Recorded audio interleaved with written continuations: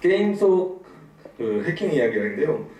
주로 이제 게임 관련돼서 해킹이 있었던 사례들 중심으로 얘기를 하고요. 어떻게 정리가 되는지 부분 살짝 말씀을 드리겠습니다. 게임 계정이 정지당한 데 불만을 품고 신종 수법으로 게임 회사를 공격한 뉴스를 해커들이 보겠습니다. 경찰에 붙잡혔습니다. 해킹 팀까지 만들어 예고글까지 버젓이 올리면서 게임 회사의 대표를 공격했습니다. 최동희 기자가 보도합니다. 16살 이모군 등 고등학생 3명은 지난달 한 게임 회사가 개최한 게임 대회를 공격하겠다는 예고글을 올렸습니다. 실제로 3천여 명이 참여한 행사를 망치는 데 성공하자 이어 게임 서버를 마비시키기까지 했습니다. 이군 등은 좀비 PC를 이용한 디도스 공격은 물론 DR도스라는 진화한 형태의 해킹 수법도 이용했습니다. DR도스는 좀비 PC가 없어도 CCTV나 프린터기 등 사물 인터넷 장비 등에 공격하려는 대상의 IP 주소를 입력시켜 장애를 일으키는 신종 수법입니다. 신종 수법으로 공격력을 높이는 바람에 해당 게임 회사는 속수무책으로 당할 수밖에 없었습니다. 이들은 세 번째 공격을 예고했다가 경찰에 붙잡혔습니다. 같은 게임을 하다 알게 된 이들은 상대방 컴퓨터를 해킹해 게임 승률을 높여오다 게임 회사에 발각돼 계정을 정지당했습니다. 여기에 불만을 품고 아예 해킹팀까지 만들어 예고글까지 버젓이 올리는 등 능력을 과시하기까지 했습니다. 경찰은 PC가 감염되지 않도록 사용자들의 주의를 당부했습니다. 사람들이 관심을 갖는 그런 파일에다가 악성 코드를 실어서 다운을 받고 실행을 시키면 설치가 되게끔 되어 있습니다. 그래서 정확하지 않은 경로를 통해서 그 파일을 다운 받을 때는 상당히 주의를 또 의심스러운 파일 등은 함부로 실행하지 말라고 강조했습니다. YTN 휴드입니다.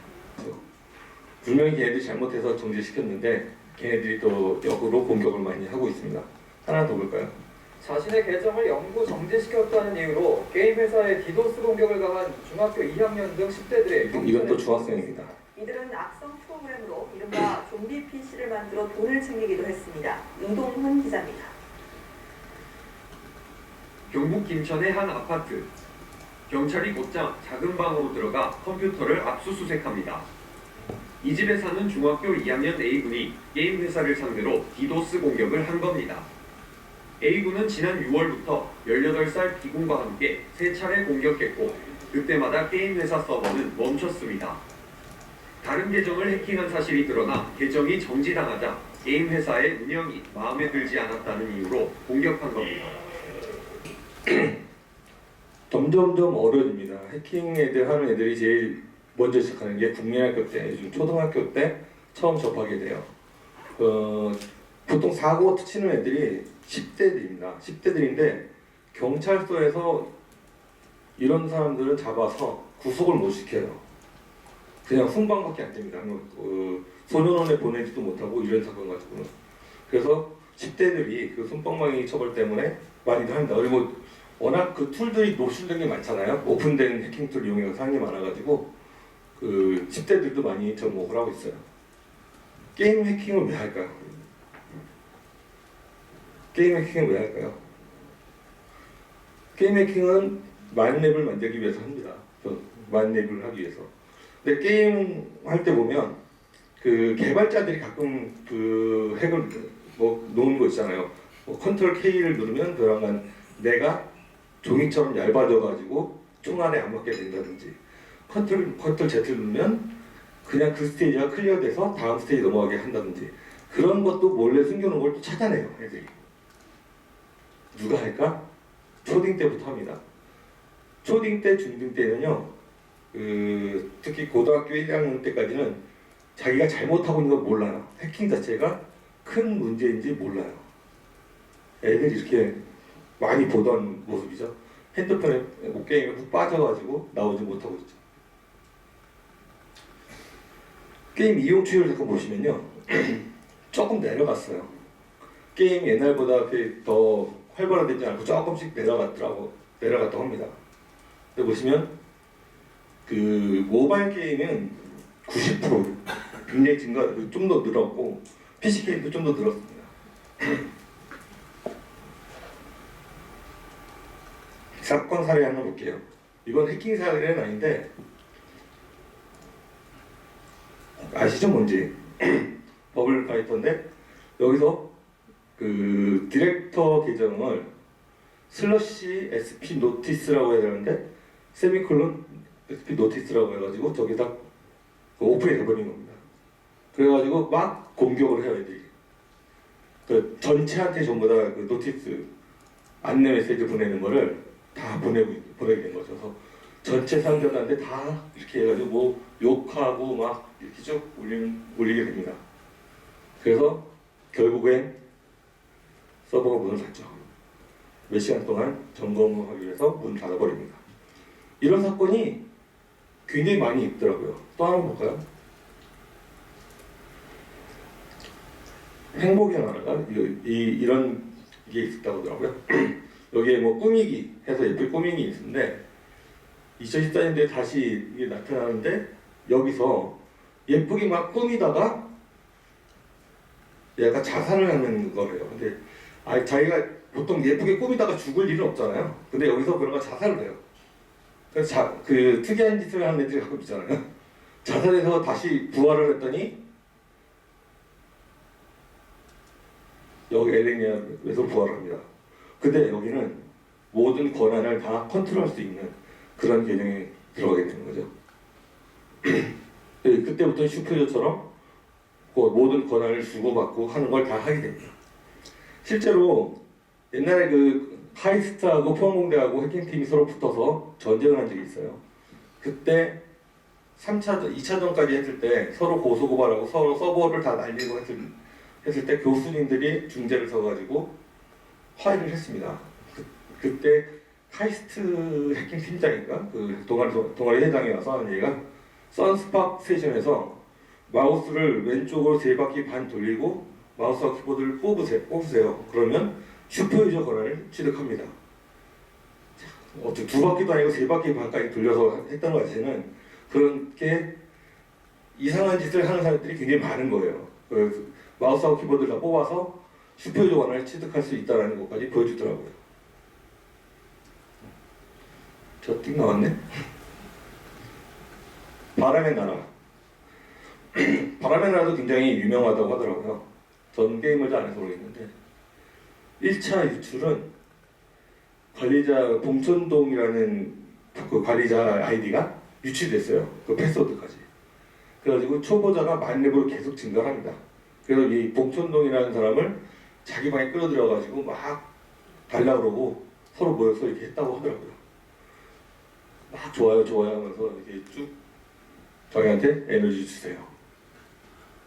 근데 이 봉천동이라는 거 유출된 게 세류라는 대한 사람한테 아이디와 패스워드를 보내주는데 잘못 써가지고 세류라는 사람한테 가는 거예요. 그래서 이 사람이 받아가지고 뭐 아는데 보니까 아이디 패스워드야. 그래서 그걸 녹음해가지고 들어가서 보니까 슈퍼유저라서 이걸 쭉 자기만 가지고 있으면 그러니까 사람들이 막 좋은 일을 많이 했죠.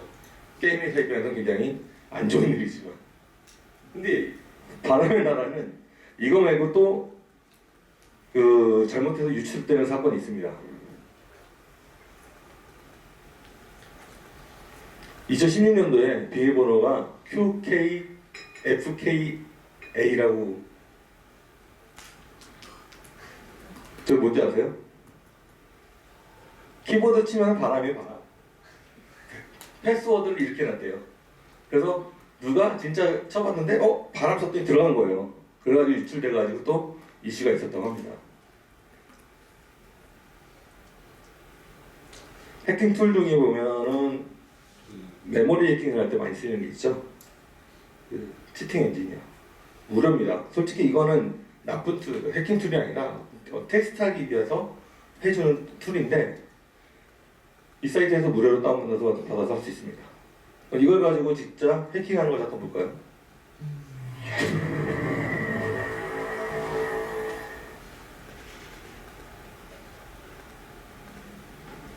안녕하세요. 색깔보는 B입니다.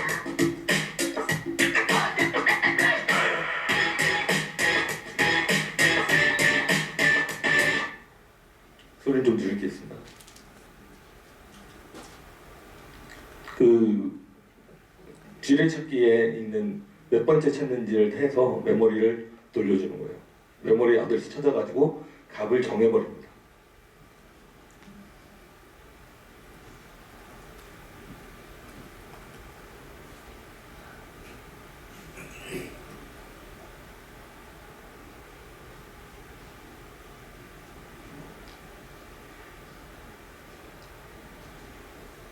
이 지뢰의 개수도 정해버리고요.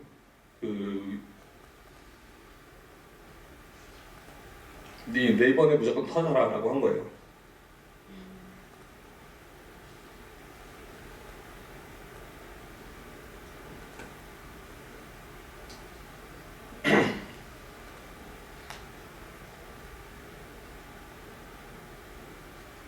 지뢰 개수를 확 줄여버립니다.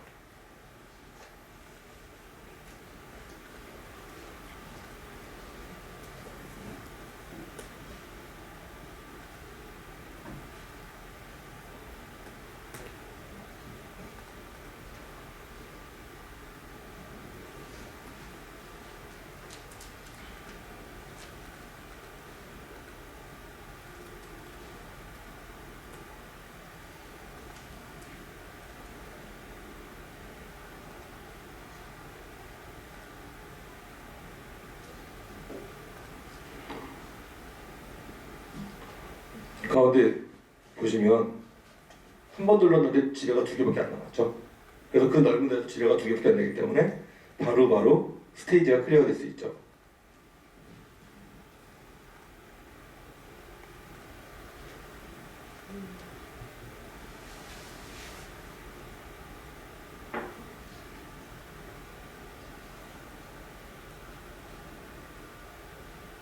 이렇게 한 번에 다 클리어될 수 있게끔 지뢰 개수를 확 줄여버릴 수가 있습니다.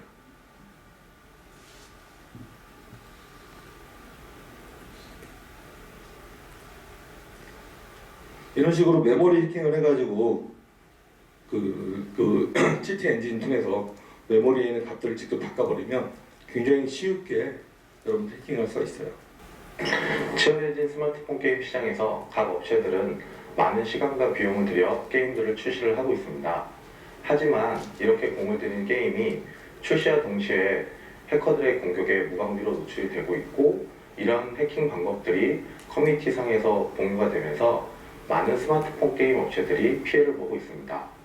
지금부터 커뮤니티 사이트에 공유가 되고 있는 해킹 방법들에 대해서 시연을 해드릴 텐데요.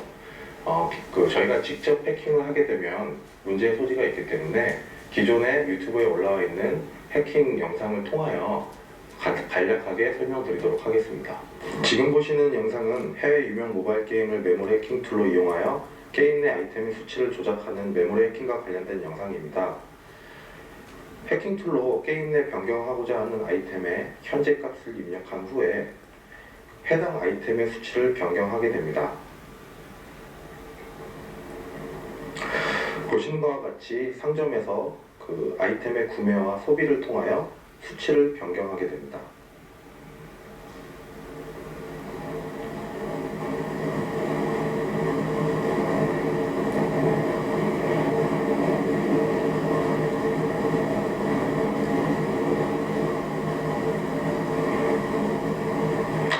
변경된 수치를 다시 입력하게 되면 변경하고자 하는 아이템의 메모리 값이 검색이 되게 되고, 해당 메모리 값에 유저가 원하는 수치를 입력을 하게 되면 보시는 것처럼 게임상에서 아이템의 값이 변경되어지게 됩니다. 이 값이 바뀝니다. 해당 방법으로 아이템뿐 아니라 게임 내 캐릭터, 맵, 환경 등의 수치를 임의로 조작이 가능합니다. 지금 보시는 것처럼 해킹된 아이템으로 정상적으로 상점에서 아이템을 결제를 하실 수가 있습니다. 두 번째로 보시는 영상은 PC 온라인 게임에서 오토 사냥이라고 불리웠던 매크로 프로그램을 이용한 해킹 영상입니다. 매크로 프로그램으로 인하여 유저가 클릭하지 않더라도 여러 요소들을 매크로 프로그램에 의해 자동으로 클릭되면서 플레이되는 방법입니다. 현재 영상의 게임에서는 던전 실행, 친구 불러오기, 스킬 자동 실행 등의 방법으로 자동으로 던전을 플레이하고 있습니다.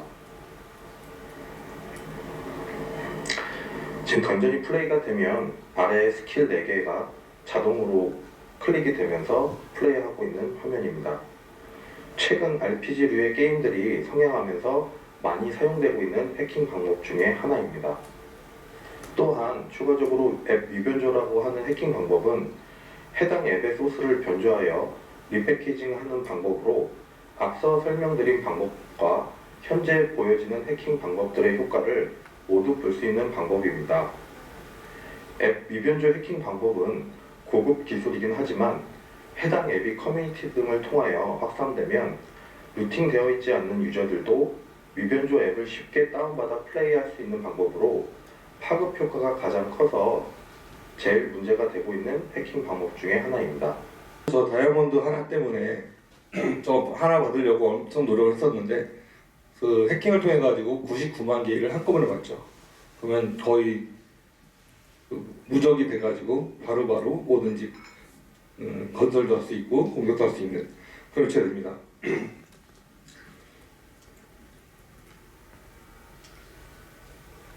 자, 그러면 그 해킹을 막는 방법은 굉장히 많습니다. 뭐 100% 막을 수는 없겠지만 프로그램에서 막는 것도 있고 뭐 시스템에서 막는 것도 있고 여러 가지 방법이 있죠. 근데 제가 지금 말씀드린 부분은 그런 그 기술적인 내용 말고 기술적인 외적의 해킹이라든지 아니면 그 약간 잘못된 악의적으로 행동하는 그런 내용들에 대해서 말씀드리겠습니다. 보통 결제 후 취소하는 경우 있죠. 그 플레이 마켓이라든지 그런 데서 결제 그 아이템 그 앱을 결제한다든지 아니면 아이템을 결제한 다음에 취소를 합니다. 근데 그게 플레이 마켓을 통해서 진행하면은 취소가 바로바로 게임사로 연동이 되지 않은 경우가 있대요. 그래서 그걸 이용해 가지고 취소하면서 바로 그 아이템을 다시 팔아버리고 다시 바뀌고 그런 식으로 많이 한다고 합니다. 계정 A가 그 구글 플레이 마켓에서 그 삽니다. 그 다음에 바로 탈퇴하고 계정 B한테 보내버려요. 그 계정 B가 그걸 팔게 되죠. 이런 식으로 그 바로 결제해서 취소한 다음에 그 아이템을 몰래 파는 경우 이중 매매가 되는데 이런 경우를 방지하기 위해서 구글에서는 이런 API를 제공합니다. 여러분들이 만약 게임을 개발하시려면 구글 플레이마켓에서 이런 API를 제공하니까 이런 API를 통해서 어느 정도 이런 부분을 막아낼 수 있겠죠. 그리고 요즘 한 3, 4년 전부터 FDS라는 게 있습니다. 프라우드 디텍션 시스템, 이상징후 감지 시스템이거든요. 근데 금융기관은 전부 다 의무 도입을 하게끔 되어 있어요.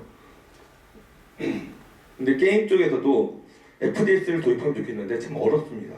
어디까지가 이상징후인지 어디까지가 정상징후인지를 찾을 수가 없어요. 그래서 보통 패턴을 분석을 많이 한다고 합니다. 그래서 정액 요금을 결제한 다음에 액세서리 구매하는 게 0.8%, 0.8, 80%, 그리고 다시 정액을 다시 구매하는 게 20% 정도의 수준으로 나오고 액세서리 구입한 다음에 다시 액세서리 구입하는 게 90% 그리고 정액 요금을 결제하는 게 10% 이런 정도의 그 패턴이 나왔다고 칩시다. 이런 패턴이 나왔는데 이 사람은 계속 그 정액 요금만 계속 결제하고 있다. 아니면 액세서리 산 다음에 자기는 안 하고 계속 정액 요금을 또 보낸다. 이 숫자랑 너무 틀어지는 밑에처럼 이렇게 상태가 틀어지면 이상하다, 정상적이지 않다 이렇게 볼 수 있겠죠. 근데 이 부분은 참 어려운 게 모든 사람 패턴을 다 분석을 해가지고 사람에 맞춰서 그 사람이 하던 게 맞는지를 찾아야 됩니다. 이거는 통계적으로는 숫자로 나오는 게 아니라 모든 사람들한테 맞춰야 되죠. 우리나라도 보면 금융기관에서 보면 모든 사람한테 개인화로 맞춰져 있습니다. 그래서 개인적으로 보다 당신은 주로 그 한국에 있었는데 왜 변호관 일본에서 결제를 했느냐, 아니면 너는 10만 원 단위로만 이체하다가 변호관 500만 원이 이체했다. 네가 하는 게 맞냐 이런 식으로 찾아서 보내주게 돼 있죠. 그런 게 이제 FDS 기능이 금융기관에서 제공되고 있습니다. 더 나아가서 그 FDS는 어차피 딥러닝 AI를 통해 가지고 패턴을 분석하고 앞에 이상징후를 예측하게 됩니다. 그래서 게임에서도 앞으로는 FDS를 도입을 해서 진행을 해야 되는 부분이 많은 과제로 남아 있죠. 근데 게임 쪽에서는 참 어려운 게요. 게임은 애들이 많이 하죠. 애들이 많이 돼서 지문 등록도 안 돼 있는 애들이 많이 있습니다. 주민번호가 없고요. 그래서 참 힘들고요. 이거 자료를 만들면서 조사해 보니까 부모님들 핸드폰에 결제를 하기 위해서 부모님 자고 있는데 지문을 갖다가 끼고 하는 사람들이 꽤 있더라고요. 그런 그 애들이 많이 있기 때문에 참 어렵구나 그런 생각이 들더라고요.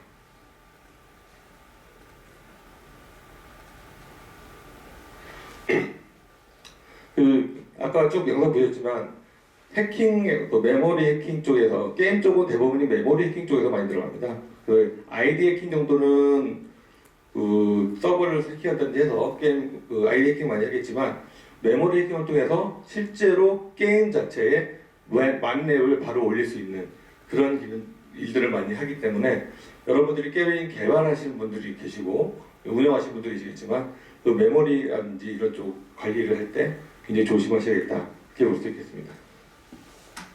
실제로 해킹할 때 어떻게 하냐면요. 그 게임에 게시판이 있습니다. 게시판 같은 데다가 그 첨부 문서 같은 거를 올려놔요. 근데 악성 코드가 들어가 있는 문서를 올려놔서 그 영상을 제가 준비를 안 했는데 그냥 게시판에 관리자입니다라고 해서 올려가지고 악성 코드를 올려놓습니다. 근데 악성 코드가 우리가 아는 exe 파일이나 이런 게 아니에요. 그냥 pdf 파일 이런 데다가도 바로 악성 코드를 넣어서 만들 수가 있습니다. 그래서 그런 걸 눌러서 아무 상관 없이 눌렀을 때 사진이다 뭐 눌렀는데 보니까 사진이 보여지면서 내 PC에 악성 코드가 깔려서 내 PC가 좀비 PC가 됩니다.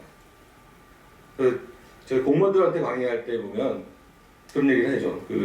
내 PC가 좀비 PC가 되면 나는 본의 아니게 가해자가 됩니다. 해킹이 동원되잖아요. 가끔 가다 보면 날라오는 게 좀비 PC 400만 대 확보했습니다. 필요하신 분 연락 주세요. 그게 날라와요. 좀비 PC 400만 대가 있다 그러면 우리나라에 있는 PC 중에서 상당수가 지금 감염되어 있는 거죠. 그래서 그 400만 대가 동시에 서버를 공격하게 되면 서버 무력화시키는 건 굉장히 쉬운 일이잖아요. 그래서 우리나라가 그 해킹 사건이 났다 그러면 주로 북한 얘기 많이 나오죠. 북한이 전 세계적으로 제일 해킹이 잘하는 나라 중에 하나입니다. 근데 북한은 인터넷이 안 돼 있기 때문에 심천하고 난둥에 나와서 조직장을 하고 있죠. 그 얘네들은. 근데 한국에서도 그쪽하고 같이 거래를 해요. 직접 프로그램 개발 요청하고. 그 옛날 김대중 대통령 때인가 노무현 대통령 때 남북 교류로 해서 소프트웨어를 공동 개발하려 해서 안랩이 V3 소스를 다 넘겨줍니다. 그래서 거기서 소스를 다 그때 버전 소스를 다 갖고 있어요. 그래서 공동 개발을 했죠. 근데 그게 백신 소스를 다 넘겨줬는데 그게 공동 개발하면은 그쪽에서 뚫을 수도 있을 거 아니에요. 그래서 몇 년 전에 3년 전인가 V3 서버가 한번 뚫린 적이 있죠. 북한 소행이라고 발표가 났고요. 국내에서 여러분 알게 모르게 북한 애들이 진짜 한국에 많이 들어옵니다. 그 해킹하는 부분. 그래서 게시판 같은 거 관리하실 때도 굉장히 그 첨부 파일을 PDF 파일이라고 그러더라도 전부 다 하나씩 다 점검을 해서 악성 코드가 있는지 확인하셔야 되고요.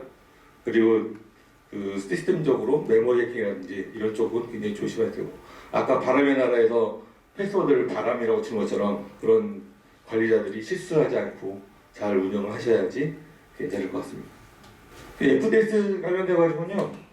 우리나라에서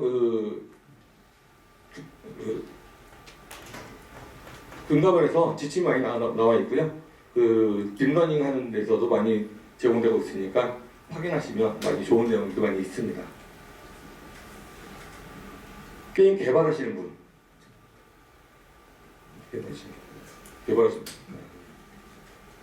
개발하시면서 그 본인들도 아까 말씀드린 것처럼 특정 키를 누르면 보란간 스테이지가 클리어되고 특정 키를 누르면 사람이 그냥 종이짝처럼 얇아져서 총 다 피하고 다니고 그런 키들 다 만들어 놓잖아요. 근데 그게 유출될 때 가끔 있더라고요 보니까. 그걸 또 찾아내는 사람도 있고요. 또 다른 궁금한 거 있습니까? 네.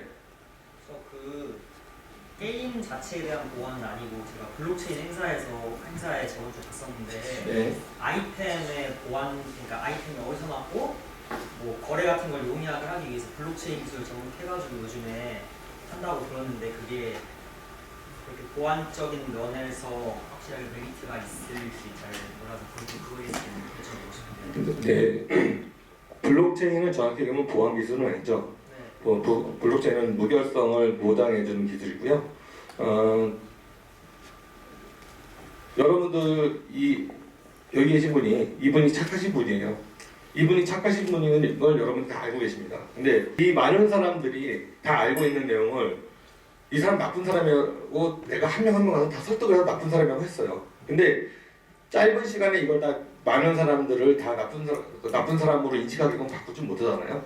그래서 블록체인이라는 거는 그 무결성을 보장하는 거라고 얘기를 합니다. 보안 기술은 아니라고 얘기하고요. 우리나라에서 블록체인이 잘못되고 있는 것 중 하나가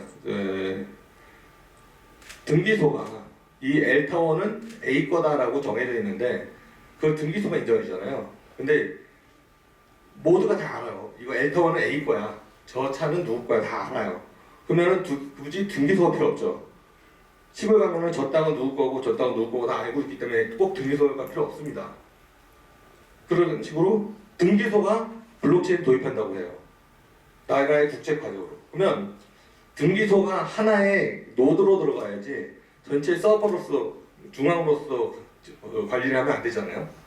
근데 우리나라는 자기가 센트럴라이즈 되어 있으면서도 디센트럴라이즈 되는 블록체인을 도입하겠다고 얘기를 합니다. 근데 우리나라는 이제 블록체인 얘기를 하면서 블록체인이 뭔지 알고 정책하는 사람은 거의 없어요. 그리고 얼마 전 그 국장님하고 이제 저녁을 먹는데 그러더라고요. 올해 4,700억 썼답니다. 블록체인 관련돼서 나라에서 집행한 돈이. 근데 뭔지 모르겠고 하나만 걸리면 좋겠다. 국장님이 그렇게 말씀하시더라고요.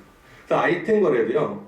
아이템 거래도 블록체인으로 거래하면 좋겠다. 어떻게 접목한다는 얘기는 안 들어서 모르겠지만 블록체인에 접목해서 좋을 수도 있고 안 좋을 수도 있죠. 근데 내가 아이템 뭐 갖고 있는지를 모든 사람이 다 알고 있다는 거는 굳이 좋을 것 같지 않거든요. 금융거래에서도 보면 내가 돈이 얼마 있고 내가 누구한테 돈을 보낸다는 거를 모든 노드에 있는 사람이 다 안다는 얘기잖아요. 물론 암호화돼서 돼 있지만 그거 자체를 내가 볼 때 좋지 않을 것 같고요. 그 퍼포먼스가 아직까지 우리나라 그 블록체인이 지금 정상적으로 되기까지는 인프라 구축이 안 돼 있습니다. 그래서 그 아이템 거래를 한다고 해도 지금 거래 자체가 실시간으로 안 되잖아요. 블록체인은 다 타임 딜레이가 있기 때문에 뭐 10분에 한 번, 뭐 15분에 한 번씩으로 타임 딜레이가 있기 때문에 그 부분은 좀 해결된 다음에 적용돼야 되지 않을까 합니다. 그 비트코인으로 어떤 데다 투자하고 했을 때 이 우선순위에 따라서 가격이 달라져요. 그래서 수수료를 많이 내면은 좀 빨리 거래가 되고, 그 수수료를 적게 내면은 적게 거래되고 하는데요. 보스코인이 우리나라 최초로 ICO 해가지고 돈을 좀 많이 모았는데, 제가 마지막에 그 입금될 때까지 확인한 게 4개월 걸렸어요. 말레이시아인가 어디서 투자한 돈이 4개월 만에 통장에 들어왔다고 하더라고요. 그게 그 결제 시스템이 너무 늦어서 수수료를 적게 내니까 그게 늦었다고 하더라고요. 그래서 블록체인을 아직까지는 도입해가지고 상용화 시키기엔 좀 시기상조다. 그렇게 생각합니다. 네, 블록체인이 굉장히 좋은 기술 맞아요. 굉장히 좋은 기술이고 굉장히 좋은 아이템인데 실제로 적용해가지고 상용화되기에는 인프라가 부족하고 그리고 너무 코인 쪽은 사람들이 얘기해가지고요. 요즘은 블록체인 해가지고 마이닝 해서 코인을 만들어내는 것보다는 스테이블 코인 쪽으로 해서 어떤 자산을 근거로 해서 하는 경우가 많이 있죠. 그래서 코인하고 블록체인하고는 전혀 뗄 수 없을 수도 있는데 저는 떼어놓고 보는 게 맞다고 생각합니다. 그래서 블록체인이 주가 되는 거고 코인은 부수적으로 나오는 서비스니까 그 코인만 가지고 생각하시면 안 되겠다 생각합니다. 다른 질문 사항 없으면 좀 마치도록 하겠습니다. 감사합니다.